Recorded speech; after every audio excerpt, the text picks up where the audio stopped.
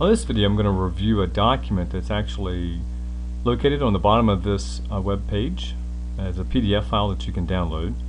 Just want to review it with you briefly. At the top, there's some important numbers and email addresses, especially for tech support. If you have any questions, give them a call. Teaching with the Kuno, as I mentioned in a previous video, you need to consider how do you want to use this as a whole group, small group, or use it in individual lessons. And these are some just different activities that you can think through and how can you use it as a whole group or a small group or individual. For example, you can use PowerPoint or Word documents. There's apps that are listed that I just suggest. There's plenty of other apps, so don't feel like these are the only ones or even the best ones. There's probably some other ones out there that might fit your needs better. There's video files. MX video player is very good for that. Again, make sure when you're doing videos you have the right player that can play a file that you have on there. PDF worksheets. Again, students can view PDFs, or you can use some apps to actually write on those worksheets. Web searches. Web searches, I recommend doing those either a small group or individual. It's a little difficult to get everybody together on the same page as a whole group, but when you're doing web searches, browsers are a very good browser for you, and there's other ones that are listed. Just keep in mind some browsers do better than others, so just view your website before you do it in class. View it on your own Kuno tablet. Also remember, Java will not play on tablets. That's any tablet.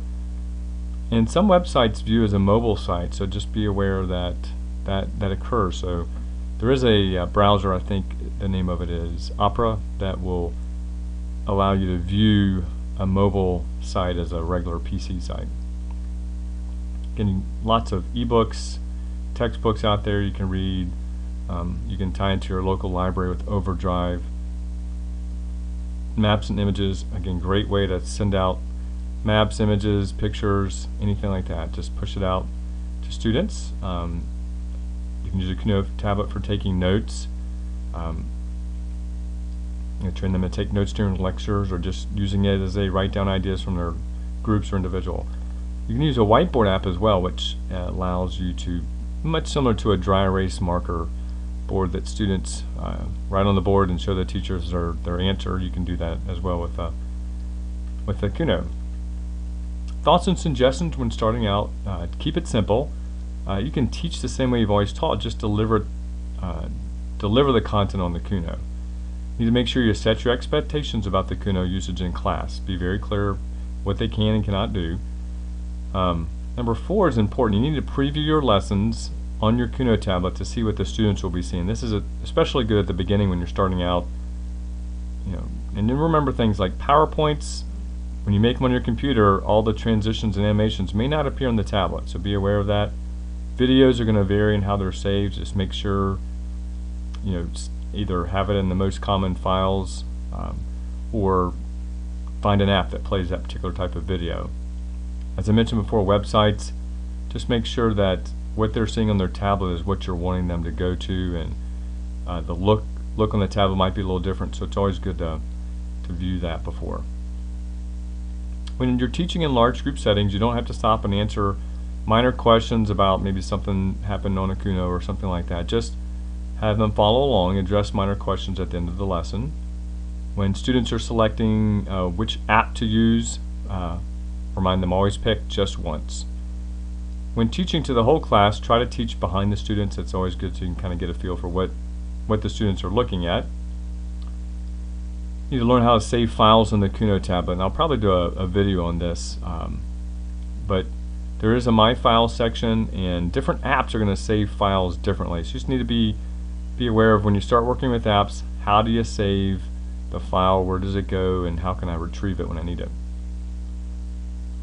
Progress from simple to more advanced as you use Kuno tablets. Just start simple and move to more advanced. And always have a backup plan. That's always key when you're using technology.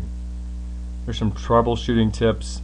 I did a whole video on troubleshooting, so you can go check that under the Kuno videos.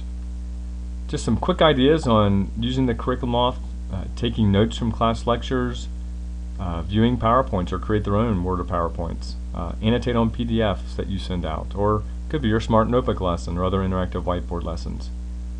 Have students watch videos you sent them in a loft. Great for flipped classrooms, or you're sending out tutorials or remediation, or just a review of your lesson that you did. Web research is a great way to use the Kuno tablet.